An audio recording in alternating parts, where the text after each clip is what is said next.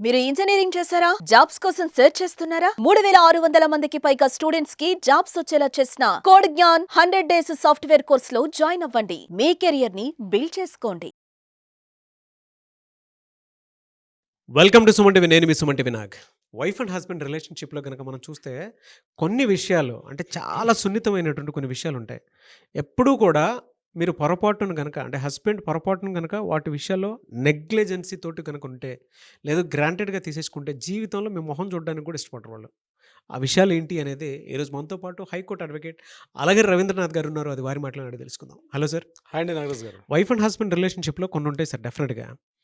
బయట నుంచి చూసేటప్పుడు పెద్ద పిక్చర్‌లో భార్యాభర్తలు బాగున్నారే అన్నట్టు అనిపిస్తది మనకి. But when it comes to reality అంటే ఆ 4 గదుల్లో చూసినప్పుడు సింపుల్‌గా చెప్పాలంటే భర్తని ఇంకా గ్రాంటెడ్‌గా తీసేసుకొని వీడి వల్ల నాకు నష్టం, దాంతో పాటు జీవితం అనేది కనిపించట్లేదు. ఇంకా వేస్ట్ అనుకునేటువంటి స్టేజ్‌లోకొచ్చేసి కామ్‌గా కూర్చొని కాపురం చేసేసుకుంటూ ఉంటారు. అలా ఒక భర్త అంటే తన అంతర్ముఖంతో మాట్లాడుకునేటప్పుడు భార్యకు మాత్రమే తెలిసినటువంటి విషయాలు కొన్ని ఉంటాయి. భర్తలో ఏ ప్రవర్తన వల్ల వాళ్ళు ఆ విధంగా మారే అవకాశం ఉంటుందంటారు? భార్యాభర్తల యొక్క సంబంధం రిలేషన్షిప్ అన్నది అదొక తెలియనటువంటి ఇట్స్ డిఫరెంట్ ఒక లోకం అండి అది. భార్యాభర్తల మధ్య రిలేషన్షిప్ అన్నది అదొక లోకం. చెప్పుకోలేనటువంటి కొన్ని విషయాలు కూడా ఒకరినొకరు పూర్తిగా అవగాహన చేసుకోగలిగితే మాత్రం ఆ ఇల్లు స్వర్గసీమే. ఎక్కడైతే వాళ్ళిద్దరి మధ్య సంబంధాలు కాస్త బీటలు వారాయి అంటే ఆ ఇల్లు నిత్య నరకంగా మారిపోద్ది నాగరాజు గారు. బయటికి అద్భుతంగా కనిపిస్తున్నటువంటి అద్దాల గ్లాస్ అని చెప్పుకోవచ్చు అది. అయితే ఇక్కడ నేను ఒక విషయాన్ని మీకు తెలియపరిచే ప్రయత్నం చేస్తాను రాజు గారు. ఇక్కడ భార్యాభర్తలు బహుశా భర్త మంచి సోషల్ స్టేటస్ కలిగి ఉన్నాడు, పక్కన ఒక తన పర్సన్ కనిపించాలి కాబట్టి ఒక భార్యగా భర్తగా ఉంటారు తప్ప రియల్గా భార్యాభర్తల మధ్య ఒక అన్యోన్యత, ఒక దాంపత్యం, ఒక రిలేషన్షిప్ ఉండాలంటే మాత్రం ఒక భర్త చేయకూడని పనులు కొన్ని ఉంటాయి. ఏ పనులు చేయకూడదో వాళ్ళ మధ్య బంధం గట్టిగా నిలబడాలి. ఫెవికాల్ కన్నా బంధం గట్టిగా నిలబడాలి అంటే ఈ బంధం మరింత దృఢమైనది అంటారు చూస్తారా, ఫెవికాల్ యొక్క అడ్వర్టైజ్మెంట్ అదే. అట్లా వాళ్ళిద్దరి మధ్య బంధం గట్టిగా దృఢంగా ఉండాలి అంటే ఏ పనులు చేయకూడదు, ఏ పనులు చేయడం వల్ల వాళ్ళ యొక్క బంధం బీటలు వారిపోయింది. చూడడానికి చాలా వినడానికి చూడడానికి కాస్త చిన్నగా ఉన్న విషయాలు అయినప్పుడు కూడా అది చిలికి చిలికి గాలి అలాగా పెద్ద దుమారాన్ని పెంచే ప్రయత్నం కూడా చేస్తుంది. అందులో ప్రధానంగా మొట్టమొదటిగా చెప్పుకునేది అబద్ధాలు చెప్పడం. చాలా చిన్నదిలేని అబద్ధాలు చెప్పడం.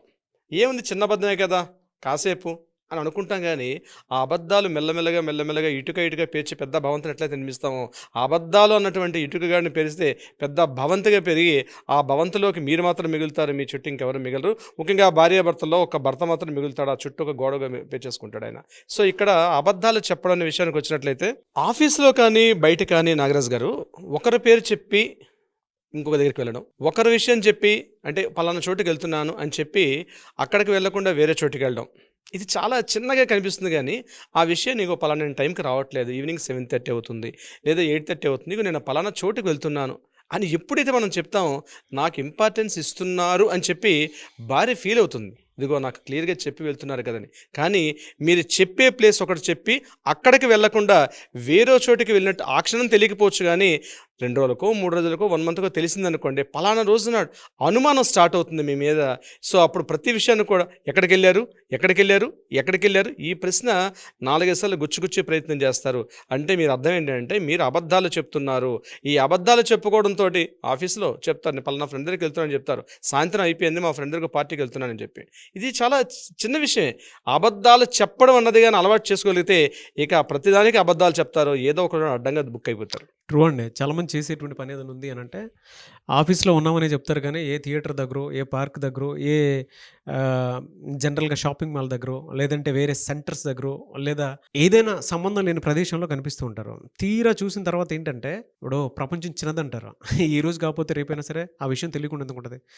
వాళ్ళు ఏ ఏరియాలో అయితే అబద్ధం చెప్పేసి వెళ్ళారో దాని చుట్టూ ఎవరైతే అంటే అక్కడ తెలిసినటువంటి వాళ్ళు ఇంకొకళ్ళు యాక్సిడెంటల్గా చూసినా సరే పలానా చోట మీ హస్బెండ్ పలానా చోట కనిపించారు అని అంటే బేరీ చేసుకుంటారు. ఇంట్లో డైరెక్ట్ చెప్పలేకపోవచ్చు, బట్ బేరీ చేసుకుంటారు.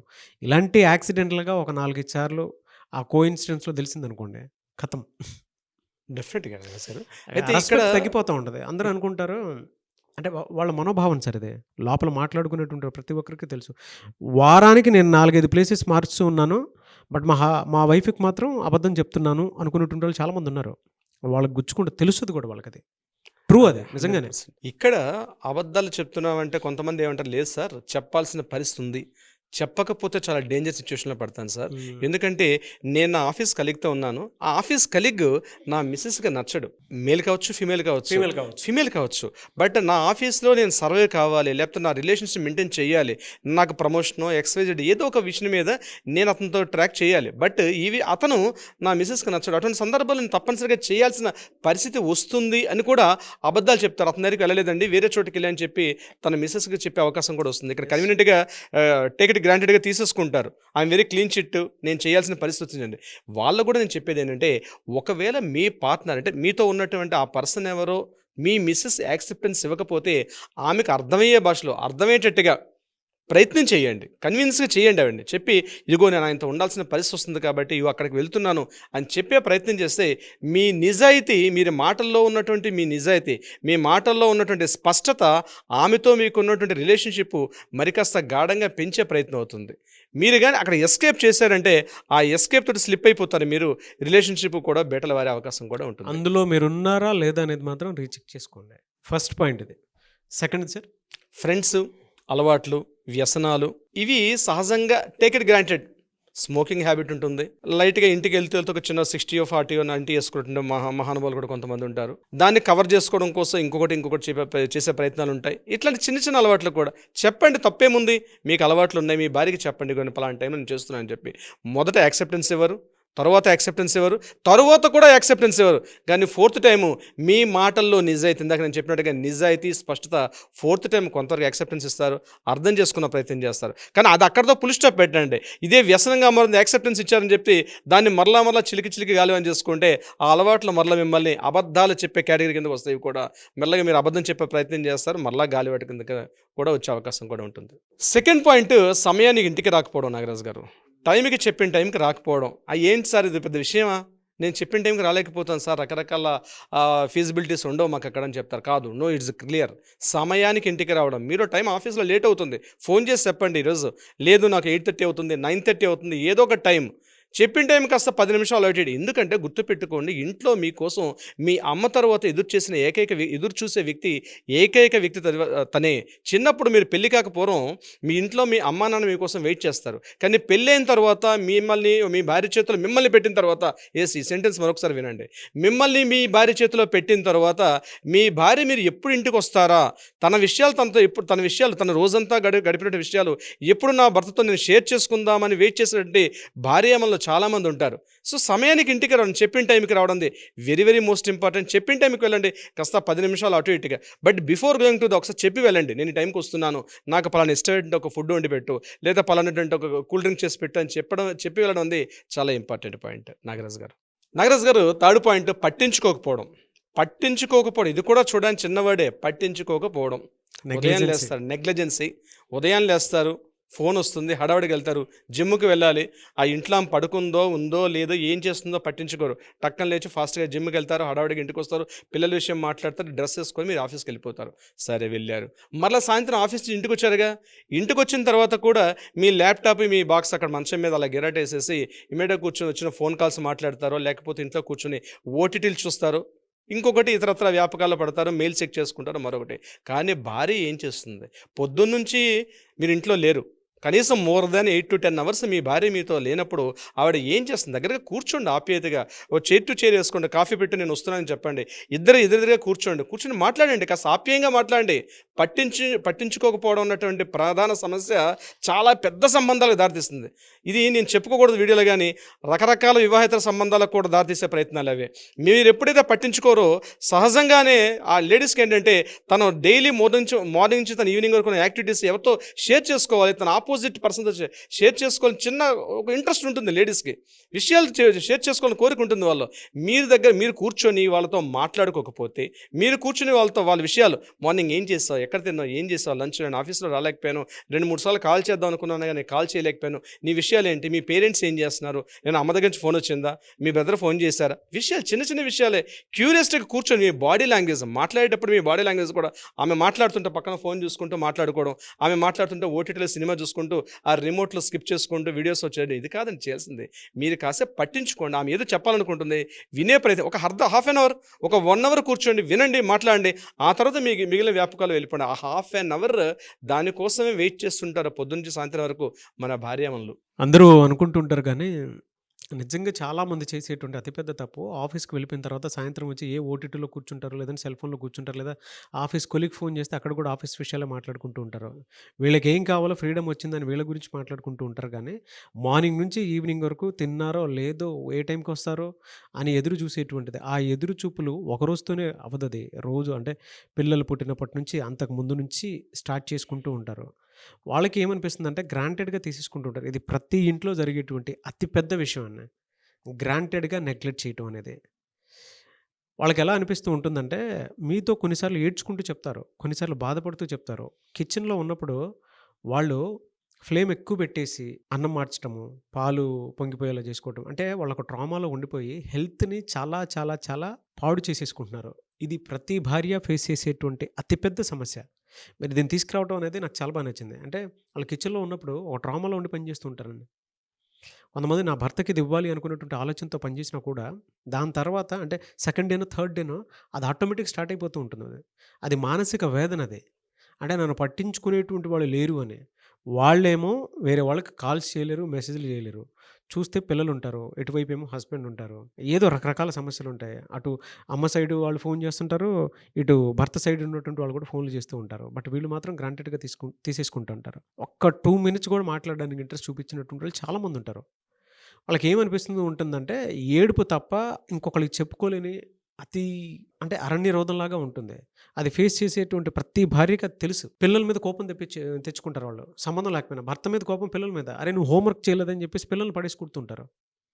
వీళ్ళు ఏడ్చేస్తారు మళ్ళీ. పిల్లని అనవసరంగా నేను పిల్లోడిని కొట్టేసానని చెప్పేసి. అవునండి నాగరాజు గారు. భర్త కరెక్ట్. మీద కోపంతోటి. భర్త మీద కోపాన్ని అంటే ఒక దగ్గర ట్రాన్స్‌ఫర్ అయిపోతుంది ఆ కోపాన్ని. ఆ! డైరెక్ట్‌గా భర్తని ఒక మాట అనలేరక్కడ. అనలేని ఎందుకంటే పరిస్థితుల్లో ఏం ఆ చేస్తారంటే 24 అవర్స్ కష్టపడుతున్నాడు. మంత్లీ సాలరీ ఇస్తున్నాడు. నాకు కంఫర్ట్ క్రియేట్ చేసి ఇంకేం చెప్తాం? కంఫర్ట్ ఇన్ ద సెన్స్ మళ్ళీ నాతో కూడా మాట్లాడాలి కదా అని ఎక్స్‌పెక్ట్ చేస్తూ ఉంటారు. నీకోసమే కదా నీకోసమే కదా, మీ ఇద్దరి కోసమే కదా నేను బయట ఇక్కడ కష్టపడి వచ్చేదని ప్రధానంగా చెప్పేసి ఏంటంటే అనుకుంటారు. ఈ విషయాలు వచ్చేటప్పుడు నాగరాజు గారు గుర్తుపెట్టుకోవాల్సింది ఏంటంటే ఆవిడ గట్టిగా అరుస్తుంది అనుకోండి, కాసేపు ప్రశాంతం అయిపోండి, కూల్ అయిపోండి కాసేపు. నాకు ఏమవుతది? ఇప్పుడు ఏం తన ఒక కాదు. వాదాలు వివాదాలుగా దారితీస్తాయని ఊరికి నల్లా ఇది వాదం పెరిగింది అనుకోండి, వివాదం అయిపోతుంది. అది అంటే తను ఆర్గ్యూ చేస్తుంది, అంటే తన ఫ్రస్ట్రేషన్ ఫీల్ అవుతున్నప్పుడు తను ఏదో చెప్పాలనుకునేటప్పుడు మీరు వినకపోవడం వల్ల ఆవిడకి ఫ్రస్ట్రేషన్ గురైంది. ఆ ఫ్రస్ట్రేషన్ గురైన సందర్భంలో ఆవిడ గట్టిగా అరుస్తుంది అనుకోండి, ఒక 2 నిమిషాలు మీది కాదనుకోండి, ఒక 3 నిమిషాలు మీది కాదనుకోండి, 5 నిమిషాలు మీది కాదనుకోండి, ఇమ్మీడియట్‌గా ఆ మొత్తం సిచ్యుయేషన్ మళ్ళీ కూల్ అయిపోతుంది. అయ్యో ఏదో అరిచాను కదా నా భార్య మీద నా భర్త మీద అరిచానని చెప్పి తను ఇమ్మీడియట్‌గా మళ్ళీ కాఫీ టీ తీసుకొచ్చి మళ్ళీ మిమ్మల్ని దగ్గర తీసుకుంటుంది ఆవిడ. హ్మ్. ఇమ్మీడియట్ ఆ సొల్యూషన్ అయిపోతుంది. ఆ! కానీ ఒకసారి గొడవ పడిన తర్వాత దగ్గరేంటి ఆ రిలేషన్షిప్ ఉంటుంది నాగరాజు గారు, అది అనిరుచి చెప్పుకోలేం మాట. ఆ రిలేషన్షిప్ చాలా అద్భుతంగా ఉంటుంది. అది ఎప్పటికప్పుడు సంబంధాలని మరలా పెంచి పోషించుకోకుండా ఎప్పటిదప్పుడు కట్ చేసుకోవడం కూడా చాలా ఇంపార్టెంట్ యెస్. అండి నాగరాజు గారు. 4th పాయింట్ నాగరాజు గారు, భార్యని అవమానపరచడం. భార్యని అవమానపరచడం అంటే ఎలా ఉంటుందంటే, తన తరపు బంధువులు, తన అమ్మ, నాన్న, బ్రదరు, సిస్టరు వీళ్ళుంటారు. వీళ్ళ దగ్గర భర్త భార్య తరపున. గురించి చెడుగా మాట్లాడడం. ఏదో సందర్భంలో కలిసి కూర్చున్నారు. నలుగురు కూర్చునేటప్పుడు తన భార్య గురించి తను చెడుగా మాట్లాడడం ఉంటుంది. అంటే చెడుగా అంటే పెద్ద పెద్ద విషయాలు ఏముండవు నాగరాజు గారు. ఏదో సందర్భంలో సరిగా ప్రవర్తించలేదు, ఆ రకంగా అంటే ఇంట్లో సందర్భాల్లో విషయాలు కావచ్చు, ఇతరత్ర ఏమైనా విషయాల్లో సరిగా ప్రవర్తించలేదు, లేకపోతే ఆమె అలా కోపగించుకుంటుందనో, లేకపోతే సరిగా ఇంట్లో బిహేవ్ చేయదనో, పిల్లల్ని సరిగ్గా చదువు చెప్పదనో, నన్ను ఆఫీస్కి పంపించేటప్పుడు సరిగ్గా కేర్గా ఉండదని చెప్పి ఇతరత్ర పర్సనల్ విషయాలు, పెద్ద పెద్ద విషయాలు ఉండడం గురించి పక్కన పెట్టి నేను చెప్పే చిన్న చిన్న విషయాలు, పెద్ద విషయాలు దర్ ఇస్ డిఫరెంట్ పాయింట్. నేను ఆ పాయింట్లో టచ్ చేయదలుచుకోవట్లా. ఇక్కడ కానీ కరెక్ట్గా సాటిస్ఫై అయితే క్లియర్గా ఉంటాయి నాగరాజు గారు. ఇక్కడ సరిగ్గా ప్రవర్తించకపోతే, చెప్పకపోతే, తన తరపు బంధువుల దగ్గర భార్య గురించి తక్కువకరంగా అవమానకరంగా మాట్లాడగలిగితే ఏదో సందర్భాల్లో మరలా తెలిసే అవకాశం ఉంటుంది భార్యకి. తెలిసినప్పుడు అండి ఆ పరిస్థితి ఉంటుంది నాగరాజు గారు. నువ్వు మీ బ్రదర్ దగ్గర నన్ను తప్పుగా అవమానపరిచావు, లేకపోతే మీ వదిన దగ్గర నన్ను చాలా తప్పుగా మాట్లాడని తెలిస్తే మాత్రం అది నిత్య నరకం నాగరాజు. నరకం అంటే వేరేదే ఉండదు, అంత తప్పుగా మాట్లాడడం. అది ఇంకా అల్టిమేట్ స్టేజ్ అండి. ఎందుకంటే ఎప్పుడు కొత్త ఐడెంటిఫికేషన్ కోరుకుంటుంది భార్య. నా భర్త నా దగ్గరే కాకుండా వాళ్ళ ఫ్యామిలీ దగ్గర కూడా నేను చాలా గొప్పగా చెప్పడం కోసం అని చెప్పి ఆమె ఎదురు చూస్తుంటుంది. ఆ యొక్క సందర్భాన్ని మీరు వినియోగించుకోకపోతే మీ ఇల్లు నరకం అయిపోతుంది నాగరాజు గారు. Yes. వీళ్ళంటే ఎవరైతే భార్య గురించి తప్పుగా మాట్లాడతారో వాళ్ళ యొక్క జీవితాలు దుర్భరం అయిపోయే అవకాశం ఉంటుంది. ట్రూ అండి. భార్యని అవమానిస్తున్నారు అనంటే మనల్ని మనం అవమానించుకున్నట్టే. ఏదో రోజు శాపంగా మన దాకా వస్తదది. మనం బ్యాడ్ అవటం తప్ప అంతకంటే దిక్కుమాలిన బ్రతుకు ఇంకోటి ఉండదు. నిజం. నాగరాజు గారు, ఫిఫ్త్ పాయింట్, భార్య తరపు బంధువులను గౌరవించకపోవడం. అంటే భార్య యొక్క తల్లి అంటే వీళ్ళ అత్త మామలు కావచ్చు, లేకపోతే బావమరిది కావచ్చు, ఆడపడుచులు కావచ్చు, వీళ్ళ గురించి గౌరవించకుండా ఆమె దగ్గరగా ఆమెతో మాట్లాడేటప్పుడు మీ నాన్న అట్లా చేశాడులే, ఎన్నోసార్లు ఇస్తా అని చెప్పాడు, లేదంటే ఆ టైంకి అమౌంట్ ఇస్తా అని చెప్పారు, లేకపోతే మాట సాయం కావచ్చు, ఆర్థిక సహాయం కావచ్చు, ఇతరత ఏ సహాయం కావచ్చు, ఆ టైంకి ఇస్తానని చెప్పి చేయలేదని చెప్పు, లేకపోతే మీ మదర్ ఇట్లా అని చెప్పి ఎత్తి పొడుపు మాటలు మాట్లాడడం, లేకపోతే ఆడపడుచుల గురించి ఎత్తి పొడుపు మీ మీ వదిన ఉంటారే అసలు సరిగా వాళ్ళ బిహేవియర్ ఎట్లా ఉంటుందని చెప్పి కూర్చుని మాట్లాడుకునే సందర్భాల్లో, భోజనాల సమయంలో కానీ ఇతరతర సంబంధాల్లో మాట్లాడుకునేటప్పుడు ఎత్తి పొడుపు మాటలు, లేని ఉన్నట్టుగా మాట్లాడే విధానాలు, వాళ్ళు యాక్సెప్టెన్స్ ఇవ్వరు. భార్య ఎట్టి పరిస్థితులు యాక్సెప్టెన్స్ ఇవ్వదు. తన తరపు బంధువులను కానీ ఏ చిన్న మాట అన్నా, చిన్న మాట, పెద్ద పెద్ద అవసరం లేదు నాగరాజు గారు, ఏ చిన్న మాట అన్నా ఎట్టి పరిస్థితుల్లో కూడా భార్య సపోర్ట్ చెయ్యదు. ఇమ్మీడియట్గా రివర్స్ అయిపోతుంది. తను ఇమ్మీడియట్గా రివర్స్, చేతిలో ఏముంటే విసిరేస్తుంది. మీరు ఇందాక అన్నట్టుగా పొయ్యి మీద ఏమైనా కాస్త అన్నమో లేకపోతే పాలు ఇట్లాంటివి పెట్టారంటే మాత్రం అవి అక్కడ మాడిపోతాయి, లేకపోతే పొంగిపోతాయి. ఇంటిలో మాత్రం ఒక చిన్న రణరంగం అయిపోతుంది. అది గుర్తుపెట్టుకోండి. ఎట్టి పరిస్థితుల్లో కూడా అది చెప్పే విధానం కూడా చాలా అందంగా చెప్పాలి, చెప్పే విధానం చాలా సౌమ్యంగా చెప్పాలి. అంతేగాని ఎత్తి పొడుపు, దెప్పి పొడుపు అంటారు కొన్ని చోట్ల, అట్లా దెప్పి పొడిచేటట్టుగా మాట్లాడితే మాత్రం ఆ రోజు మీకు ఇంట్లో నరకప్రాయం అవుతుంది. మీ మధ్య రిలేషన్స్ మిమ్మల్ని ఎప్పుడు కూడా మీ మాటను గౌరవించదు. ఎట్టి పరిస్థితుల్లో కూడా భార్య మిమ్మల్ని గౌరవించే ప్రసక్తే లేదు నాగరాజు గారు. సిక్స్త్ పాయింట్ నాగరాజు గారు, వివాహేతర సంబంధాలు, ఎక్స్ట్రా మ్యారిటల్ అఫైర్స్. ఇవన్నీ ఇప్పుడు నేను చెప్పిన 5 పాయింట్స్ కానీ ఏ చిన్న డ్యామేజ్లు జరిగినా కొంతవరకు సర్దుకుపోవచ్చు. కొన్ని రకాలుగా కన్వీనియంట్గా కూర్చుని మాట్లాడుకునే ప్రసక్తి కూడా ఉంటుంది. కానీ వివాహేతర సంబంధాలు, ఎక్స్ట్రా మ్యారిటల్ అఫైర్స్, ఈ టాపిక్ కానీ మీ భార్యకి తెలిసినట్లయితే, సార్ నేను ఎక్స్ట్రా మ్యారిటల్ అఫైర్స్ లేదండి, ఒక అమ్మాయితో జస్ట్ ఒక ఫ్రెండ్షిప్గా ఉంటున్నాను, జస్ట్ మాట్లాడుతున్నాను, దానికి చాలా తప్పుగా ఆవిడ అర్థం చేసుకుంటుంది. నో, ఈరోజు మాట్లాడతారు, రేపు నవ్వుతారు, కలిసి సినిమాకి వెళ్తారు, ఆ తర్వాత ఇతరత్ర డెస్టినేషన్కి వెళ్తారు. ఇది స్త్రీకి మనకనే తెలుసు. మన భార్యకి ముందే అడ్డుకట్టు వేస్తుంది, ఆనకట్ట ముందే ఉంటుంది. మీరేంటో, మీ స్థాయి ఏంటో, మీ ఆలోచన విధానం ఏంటో తనకి తెలుసు. మీరు కలిసిన 1 ఏడాదో 2 ఏళ్ళో 5 ఏళ్ళో 15 ఏళ్ళ కాపురాలు చేయొచ్చు, 20 ఏళ్ళ కాపురాలు చేయొచ్చు. ఒకసారి ఒక స్త్రీతో మీరు మాట్లాడే భాష, మీరు ఫోన్లో కావచ్చు, డైరెక్ట్గా కావచ్చు, మీరు ఆమెతో ఎలా మాట్లాడుతున్న విషయంగా ఆమె పసిగట్టింది అనుకోండి, నిజంగా చెప్తున్నాను, స్త్రీలకు ఒక భగవంతుడిచ్చిన వరం అండి. ఏ అమ్మాయితో ఎలా మాట్లాడుతున్నాడో భర్త మాట్లాడే విధానం నిమిషాల్లో పట్టేస్తారు సార్. వాళ్ళకి గ్రహణశక్తి అంటారు చూసారా, అంటే స్మెల్లింగ్ చేసే విషయం అద్భుతంగా స్మెల్ చేస్తారు సార్. ఫోన్ పక్కన పెట్టుకొని పక్కన మీరు ఉన్నప్పుడు ఎలా మాట్లాడుతున్నారు, మీ బాడీలో చేంజెస్ ఉంటాయి. ఆవిడ కిచెన్ రూమ్లో ఉంటుంది, ఎక్కడో మీ దగ్గర నుంచి ఒక 10-15 అడుగుల దూరంలో ఆవిడ కిచెన్ రూమ్లో ఉన్నప్పుడు కూడా మీరు మాట్లాడే ఫోన్ కూడా మీ వైపే పనిచేస్తుంటే, ఆవిడ పంచేంద్రియాలు మీ వైపే పనిచేస్తుంటే, మీరు మాట్లాడే విధానంలో తేడా వస్తే ఆ డౌట్ సస్పెక్ట్ చేస్తుంది. ఈ అనుమానం కాస్త పెనుభూతంగా మారుతుంది. ఎక్స్ట్రా మ్యారిటల్ అఫైర్స్, మీ ఇంటి పక్కన అమ్మాయితో కావచ్చు, మీ మేడ మీద ఉన్న పర్సన్ కావచ్చు, మీ ఎదురింటి అమ్మాయి కావచ్చు, మీ ఆఫీసులో కలీగ్ కావచ్చు, మీరు కాస్త ఆ ఏజ్లో ఉన్నటువంటి అమ్మాయిలతో మాట్లాడే విధానం సరైన సత్సంబంధాలు పెట్టుకోకపోతే అవి ఎక్స్ట్రా మ్యారిటల్ అఫైర్కి దారిది. నేను చెప్పేది కంప్లీట్ ఎక్స్ట్రా మ్యారిటల్ అఫైర్స్కి వెళ్ళట్లేదు, నేను ముందే స్టార్టింగ్ స్టేజ్ చెప్తున్నాను నాగరాజ్ గారు. ఇట్స్ స్టార్టింగ్ స్టేజ్, ఇనీషియల్ స్టేజ్లో కానీ వాటిని మీరు కట్ చేసుకోకపోతే అవి కాస్త రిలేషన్షిప్ కాస్త పెరుగుతున్న పక్షంలో, పెరుగుతున్నాయన్న కానీ తెలిసినట్లయితే మీరు ఇంట్లో కుక్క కన్నా హీనం అయిపోద్ది మీ బతుకు. ఇట్స్ కుక్క కన్నా హీనం. కుక్కకైనా కాస్త ఈ మనం పెంచుకున్న కుక్కలు తీసుకొచ్చి మంచం మీద పక్కన పడుకోబెట్టుకుంటాం, కానీ మీరు ఎక్స్ట్రా మ్యారిటల్ అఫైర్లో ఉన్నట్టు కానీ విషయం తను పసిగడితే ఇక ప్రతి క్షణాన్ని ఆవిడ అనుమానిస్తుంది, అనుమానం పెనుభూతంగా మారుతుంది. ఇక మీకు నిజంగా ఉన్నట్టుగానే తెలిసింది అనుకోండి, ఇమ్మీడియట్గా మీరు ఆవిడతో ఎంత దూరంగా ఉంటే అంత మంచిది. లేనట్లయితే ఇప్పుడు నేను చెప్పానుగా, కుక్క కన్నా హీనం. బయట ఉన్న ఊరక కుక్కైనా సంబంధం అంటే కాస్త మనం పిలిచేది బిస్కెట్లని వేస్తామో కానీ అంతకన్నా హీనంగా ఉంటుంది. ఇప్పుడు నేను చెప్పే వివాహేతర సంబంధాలు అనేవి ఆ ఇంటి యొక్క రిలేషన్షిప్ కంప్లీట్గా బ్రేక్ అవుతాయి. ఎనీవేస్, థ్యాంక్ యూ అండి, థ్యాంక్ యూ సో మచ్ అలాగే రవీంద్రనాథ్ గారు. చాలామంది వైఫ్ అండ్ హస్బెండ్ రిలేషన్షిప్కి సంబంధించి ఎక్కడ దీన్ని తగ్గొట్టాలి అనేటువంటి విషయం అర్థం కాదు. సో కౌన్సిలింగ్ డెఫినెట్గా కావాలనుకుంటారు. మీ దగ్గర మిమ్మల్ని అప్రోచ్ అవ్వాలి అంటే ప్రాసెస్ ఏంటి, మీ దాకా రావాలనుకునేటువంటి వాళ్ళు? తప్పనిసరిగా నాగరాజు గారు, మ్యారేజ్ చేసుకునే ముందైనా లేదా మ్యారేజ్ చేసుకొని కొద్ది రోజులు జీవిత భాగస్వామితో జీవితాన్ని గడుపుతున్నా సరే, ఇమ్మీడియట్గా మీ లైఫ్లో ఏమైనా ఇట్లాంటి సస్పెక్ట్ చేస్తా అనుమానాలు ఉన్నట్లయితే ఇమీడియట్గా కాల్ చేయండి, లేదా అట్లీస్ట్ వాట్సాప్ చేయండి. మా లీగల్ టీం మిమ్మల్ని అప్రోచ్ అవుతారు. సలహా సంప్రదింపులు చేయొచ్చు, లేదా లీగల్గా ఏదైనా సమస్యకి పరిష్కారం కావాలంటే కూడా ఆ దిశగా కూడా ప్రయత్నం చేస్తారు నాగరాజు గారు. థ్యాంక్ యూ అండి, thank you so much Ravindranath garu. Thank you so much Nagaraju garu. So చూసారు కదండి వీడియో. ఈ వీడియోపై మీ అభిప్రాయం కమెంట్ బాక్స్లో పోస్ట్ చేయండి. అండ్ ఈ 6 పాయింట్స్లో ఏవైతే మీ జీవితాల్లో జరుగుతూ ఉన్నాయో వాటికి కనుక రెమెడీ లాగా కావాలి అనుకుంటే, సలహాలు సూచనల కోసం ఉన్నా సరే, మీరు కింద కామెంట్ బాక్స్లో ఒక వీడియో చేయండి అని అంటే దాని మీదనే చేస్తాము. లేదు అనుకుంటే డైరెక్ట్‌గా మీరు పర్సనల్ అప్రోచ్ అవ్వాలి అనుకుంటే అలగరి రవీంద్రనాథ్ గారిని స్క్రీన్ మీద కనిపిస్తున్న నంబర్‌కి సంప్రదించొచ్చు. ఈ వీడియో లైక్ చేయండి, షేర్ మాత్రం తప్పకుండా చేయండి. ఇలాంటి మరిన్ని వీడియోస్ కోసం మా ఛానల్ ఫాలో అవ్వండి. Thank you.